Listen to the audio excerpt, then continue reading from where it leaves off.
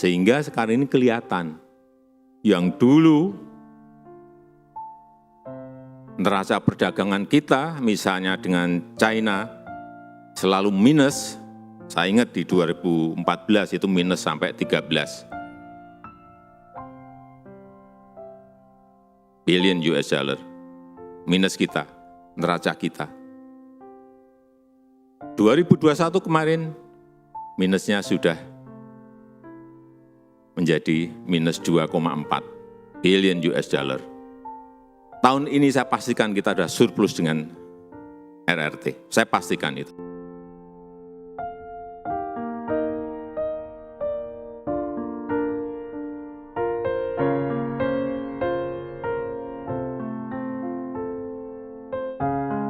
Assalamualaikum warahmatullahi wabarakatuh. Halo Sobat Gerobokan Gokil semuanya, sehat ya untuk hari ini ya. Nah, kali ini ada berita terkait Jokowi yang dituding sebagai antek Cina. Benarkah seperti itu?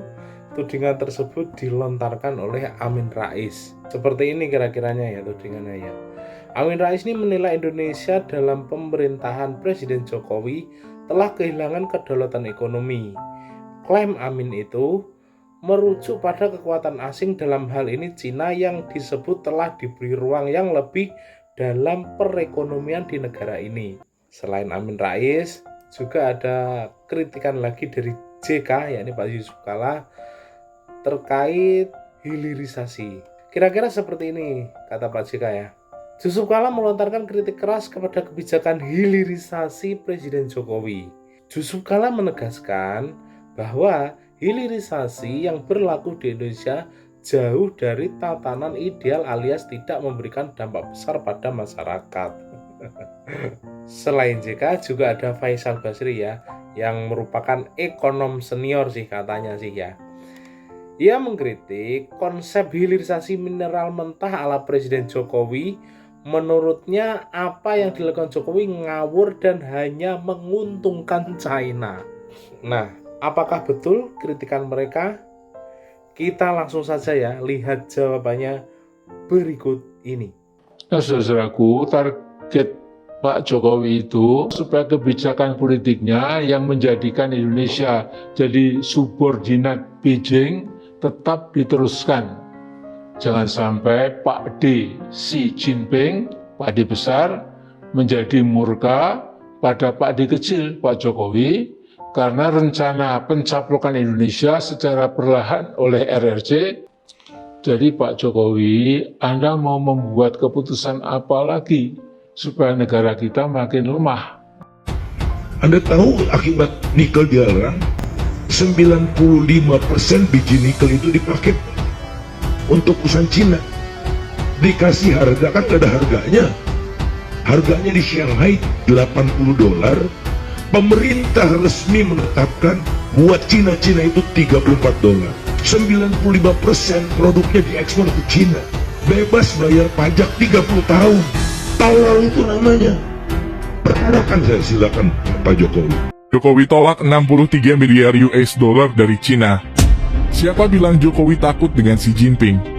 Siapa yang bilang Indonesia dikuasai Cina? Tindakan tegas Jokowi menolak investasi Cina dalam hal ekspor bauksit.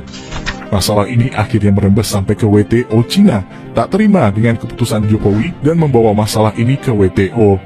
Sikap ini menegaskan bahwasannya politik ekonomi yang dijalankan Jokowi adalah politik ekonomi kerakyatan, yang mana bertujuan untuk membuat Indonesia sejahtera. Pak Jokowi nolak 63 miliar dari China. Dan ini kasusnya gara-gara bauksit. Ini mirip-mirip kasus nikel ya. Jadi selama ini tuh China beli bauksitnya kita 90%. Nah Pak Jokowi decide stop, you cannot buy our bauxit anymore. Karena negara kita sendiri butuh pasokan bahan baku untuk persiapan, ya you know lah. Nah China tuh nggak setuju. Mereka bilang bakal gugat melalui WTO, kenapa lu tiba-tiba nggak mau jual ke kita. Bahwa yang namanya hilirisasi itu menjadi kunci.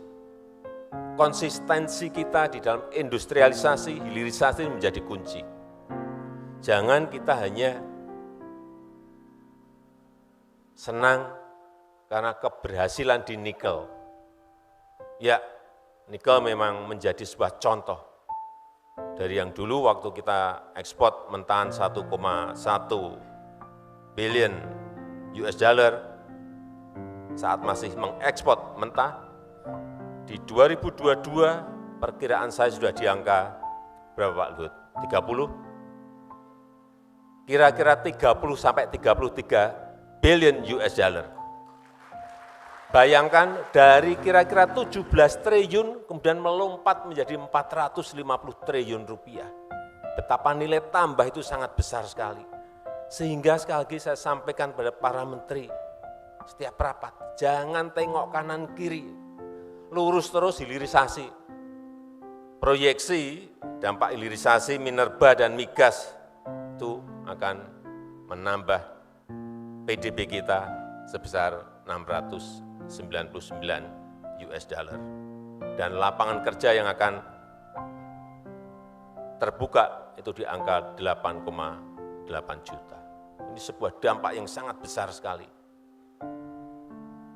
Membuka lapangan kerja yang sebesar-besarnya. Jangan sampai ini nikel sudah stop. Saya sudah sampaikan lagi, boksit di Desember kemarin, boksit stop, bulan Juni. Kenapa kita harus nikel sudah, boksit kenapa harus kita stop? Saya berikan contoh saja. Indonesia ini ekspor bahan mentah boksit, ekspor ornya itu kita nomor 3 di dunia, mentahan yang kita ekspor.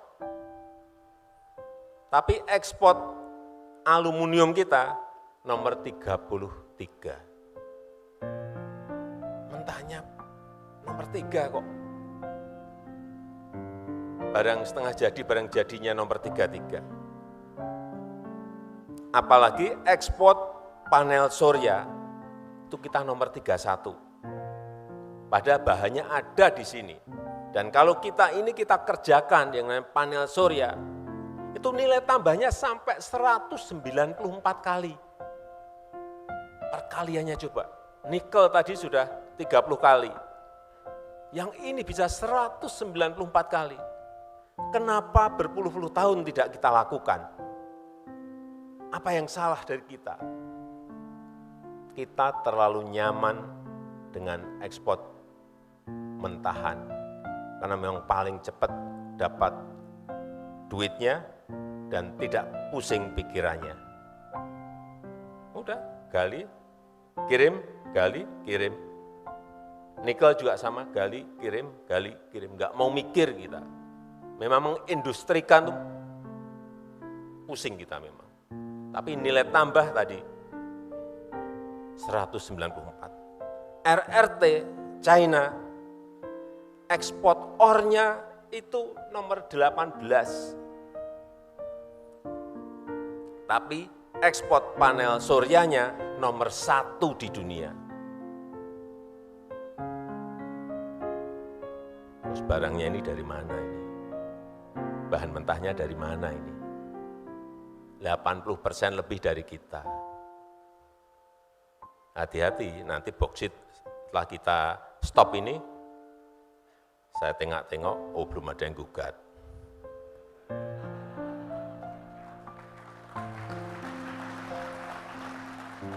Karena kita dulu-dulu kalau digugat itu takut banget.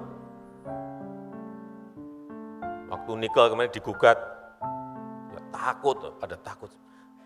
Digugat ya siapkan lawyer yang baik, tapi kita kalah. Kalah, kita sudah kalah, nikel kita sudah kalah. Terus kalau kalah gimana? Ya terus saja hilirisasi, kenapa kalah? Banding, nggak tahu menang atau kalah nanti kalau banding. Kalah ya tetap terus, barangnya udah jadi, industrinya sudah jadi, ekosistemnya sudah jadi. Jangan mundur, kalau mundur udahlah. Jangan berharap kita ini menjadi negara maju.